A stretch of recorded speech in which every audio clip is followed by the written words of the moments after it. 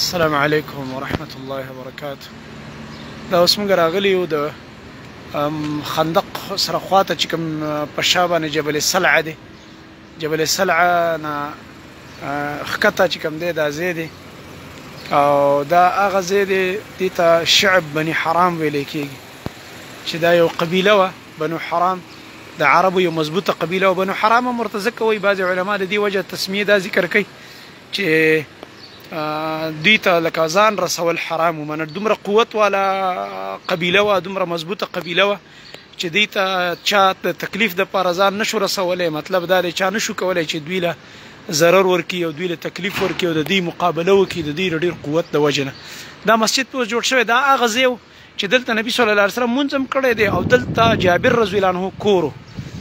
سیدنا جابر بن عبدالله رضی الله عنه په حدیث د بخاري کې هغه واقعه راځي. جابر رضی الله تعالی عنه د خندق په موقع باندې چې رسول الله صلی الله علیه وسلم باندې انتهایی لوږه راغلی وه او ډېر تکلیف و. صحابه کرام رضی الله عنهم وږي نبي کریم صلی الله علیه وسلم په خپله خېټه مبارکه پورې کاڼي تړلي وو. نو په هغه موقع کې دلته چې دی جابر رضی الله عنه خپل کور ته راغو. خپل کور والا نه تپوس وکړو چې کور کې څه شی شته. نو هغې ورته ویلې چې یاره صرف یو وړوکی د چیلي بچی دی او یو سوع وړه دي. یو سوع تقریبا زیات نه زیات مطلب داسې 2.5 کیلو خواوشا جوړیږي دومره اندازه کې. نو دا جابر رضی الله عنه ورته ویل چې زه نبي صلی الله علیه وسلم له دعوت کول غواړم. د لوږې آثار دي پې ډېر تکلیف دی پې او تاسو داسې وکئ چې دا وړه واغږئ او هغه چیلی بچی حلال کو ذبح یې کو او زه به رسول الله صلی الله علیه وسلم او 2-3 کسان ورسره راولم ځکه چې دا خو د زیاتو کسانو نه کېږي دا غوښه دا خو وړوکې غوندې څاروی دی او د چیلی بچی دی او لږه شانته چې کوم دی وړه دي لږ معمولي غوندې. په دې کې چې کله جابر رضی الله عنه ورغو رسول الله صلی الله علیه وسلم ته دعوت ورکو اوږده قصه ده خو په دې کې کور والا پې تاکید هم وکړو چې ګوره زیات کسان رانه ولئ چې ونه شرمېږو ځکه دا خو ډېر کم طعام دی. جابر رضی الله تعالی عنه چې کله نبي علیه السلام ته دعوت ورکړو چې تاسو راشئ زموږ ځای ته ما د طعام دعوت کړی دی. نو رسول الله صلی الله علیه وسلم ټول خندق صحابو ته آواز وکړو سبحان الله چې او یا اهل الخندق ای خندق والا ورازی جابر دعوت کړی دی.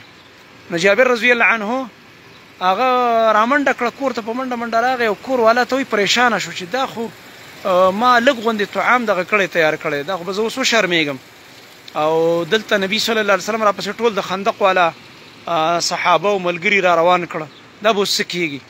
نو په دې کې کور والا ته یې ویل چې یاره دغه شان چلو شو. هغه ورته غوسه هم شوه چې ما خو تا ته ویلي چې نبي صلی الله علیه وسلم پویه که چې لږ کسان راولي ځان سره او هغې ویلي چې نه نبي صلی الله علیه وسلم ته ما خو هم ویلي چې دغه شان طعام کم دی خو د الله نبي وویلي چې یاره زه درځم او زما راتلو پورې لا کټوی د دغه نه مه راکوزوئ د اور نه او وړه چې کوم دی دا لا په تنور باندې مه پورې کوئ چې څو پورې زه نه یم درغلی. نو دلته د رسول الله صلی الله علیه وسلم هغه معجزه عظیمه چې د رسول الله صلی الله علیه وسلم په معجزاتو کې یو معجزه و تکثیر الطعام او دا معجزه بار بار د رسول الله صلی الله علیه وسلم الله تعالی ښکاره کړې ده.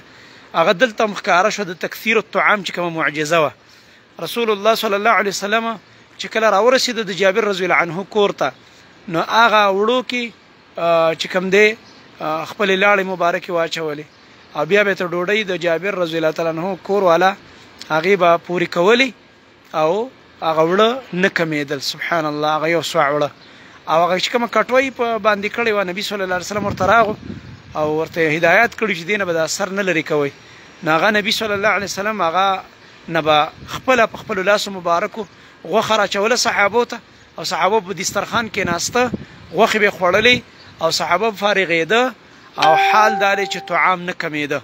جابر رضی الله عنه فرمایي چې زه حیران وم په دې باندې چې طعام بالکل نه کمیده حتی چې کله مونږ دغه ځای نه صحابه کرام رضی الله عنهم زما د کور نه ټول فارغ شو او وږي شوي مو کار یې کړی و. سړي چې کار کړی ښه پوره خوراک کوي او ډېر تکلیف کې و سخت کار یې کړی و هغوی او ټول صحابه کرام رضی الله عنهم وایي فارغ شو او زما د کور چې کوم دا طعام نو دا کم نه شو بلکې د مخکې نه هم زیات ښکارېده سبحان الله. هغه معجزات رسول الله صلی الله علیه وسلم په دې ځای کې ښکاره شوې وه. نو دا یو نوی ځای و په زموږ د معلوماتو مطابق چې دا زاړه آثار دي او دلته دا بورډ هم لګولی دی شعب بني حرام رضی الله عنهم ورسره لیکلی دی. بیا دلته اوس دغه کوي د خوشه چې کومه محله ده الله رب العالمین دوی له اجر ورکړي. هغه د جابر رضی الله عنه هغه یو روایت د میلمستوب او د هغه د خلکو د خدمت هغه برقرار ساتلی. دا ګراوند چې کوم تاسو یې نه دا ځای دې ځای کې باقاعده روزانه دا ګاډي لرې شي د دې ځای نه د دې میدان نه او دلته ټول د هر ماښام د میلمنو دپاره طعام تیاریږي او هر ماښام چې کوم دی دلته باقاعده دغه کېږي د افطاري تیاریږي او هغه د جابر رضی الله عنه د هغه میلمستیا او د دعوت هغه یو یاد دی چې را تازه کېږي. زه چې کوم مولوي صاحب سره راغلی یم شیخ عبدالبصیر صاحب سره د صوابۍ دی زموږ ملګری دی نو هغوی ما ته وویل چې دلته هره ورځ روزانه باقاعده دغه کېږي د افطاري ورکول کېږي. دا ځای خالي شي دا ګاډي دې ځای نه لرې کړي او هغه یو قسم هغه یاد دی هغه را تازه کېږي د جابر رضی الله عنه علاقه ده او دا ډېر عظیم صحابي دی او د دې صحابي خپل ناشنا فضایل دي چې هغه تاسو بیا په سیرت کې کتلی شئ چې جابر رضی الله عنه کوم صحابي او د هغه څومره کارنامې دي او نبي علیه السلام ته څومره ګران او څومره محبت یې ورسره.